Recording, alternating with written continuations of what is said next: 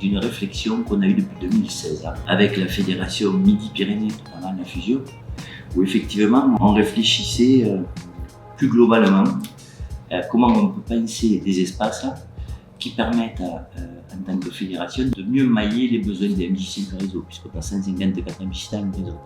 Et donc c'est un lieu où les MJC s'alimentent les unes les autres, puisque nous sommes un réseau où on part du principe que les richesses, elles sont au local. Pop Campus, c'est plus l'idée de réunir les acteurs des MJC de l'Occitanie pour qu'ils puissent mettre en avant ce qu'ils ont pu mettre en place sur les territoires, mais aussi échanger des idées, pouvoir imaginer autre chose, être sur des moments de respiration aussi, et se rendre compte qu'ils font partie d'un immense réseau.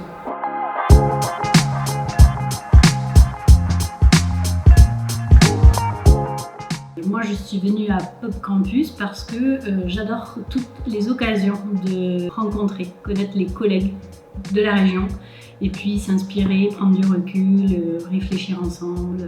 Le côté humain, il est appréciable et après, il y a le fait, tout le côté des réflexions, de pouvoir partager et vivre directement, être acteur des réflexions qui peuvent être menées, qui peuvent servir au réseau.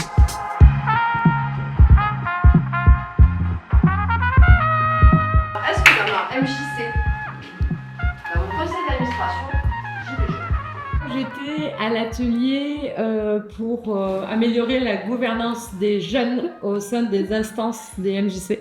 L'idée, c'est les quelques jeunes qu'on a, commencer à leur mettre le pied à l'étrier en faisant des conseils d'administration de jeunes ou en les impliquant et en les habituant progressivement à prendre des décisions, des responsabilités. Et ça se travaille en fait. Il ne faut pas juste qu'ils aillent en colo ou en séjour et qu'ils fassent des activités sur le mode un peu consommation. Et puis d'un coup, après on dit « Ah bah, c'est dommage, on n'a pas de jeunes d'océan ».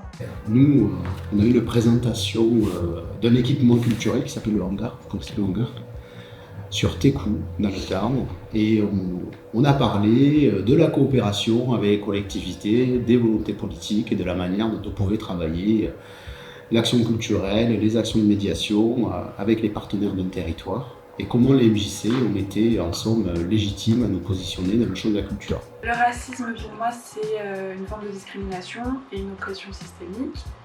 Moi je suis allée rencontrer les homologues des maisons des jeunes belges sur un outil qui est donc créé qui s'appelle Métis et plus généralement sur leur approche de la démarche interculturelle pour travailler au niveau des actions jeunesse, la question des discriminations et du racisme notamment. Un modèle interculturel, c'est une visée, on a une visée d'une société inclusive et égalitaire. Donc effectivement, pour arriver dans cette direction, on a la démarche interculturelle qui est une méthode.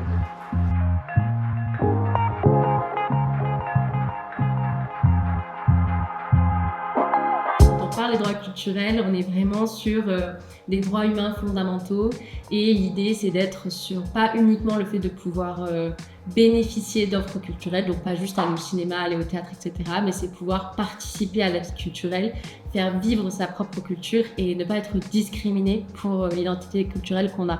L'idée c'est de s'outiller ensemble pour être plutôt en avance de phase sur les transformations de nos structures.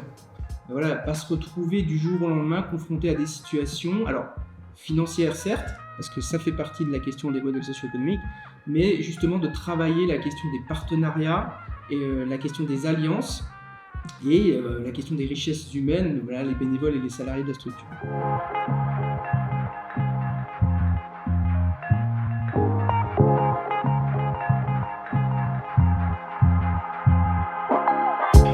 Pop Campus, et j'en terminerai par là, c'est aussi un moment qui est important pour les fédérations parce que dans cette proximité-là, et on avait beaucoup parlé de la nécessité d'être de la proximité lors de la dernière AG, et bien c'est là où on repère ensemble comment les fédérations peuvent être au mieux pertinentes dans leur accompagnement au plus près de vos attentes de terrain.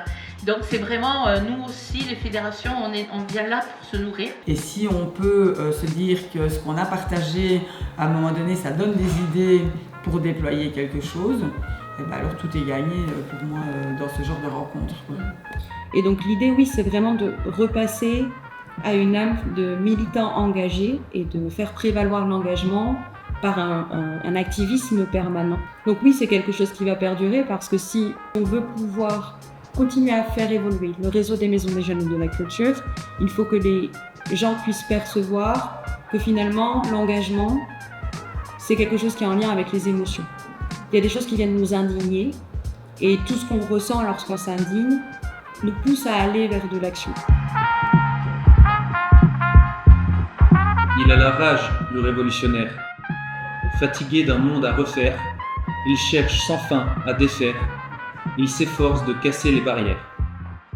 Inlassable, il proteste. Imbattable, il combat. Ineffable, il débat. Mais au final, il se casse. La révolte l'épuise. Des autruches tout autour. Son combat s'amenuise. Il va passer son tour. Comment défendre ses idées sans y laisser des larmes? Il faut savoir réinventer un combat sans les armes. L'art de la conviction, plutôt que destruction, pourrait viser au fond une toute autre fonction. Pour un engagement militant, à l'autruche préfère le flamand. Pour sortir d'une vie morose, on pourrait peindre le monde en rose.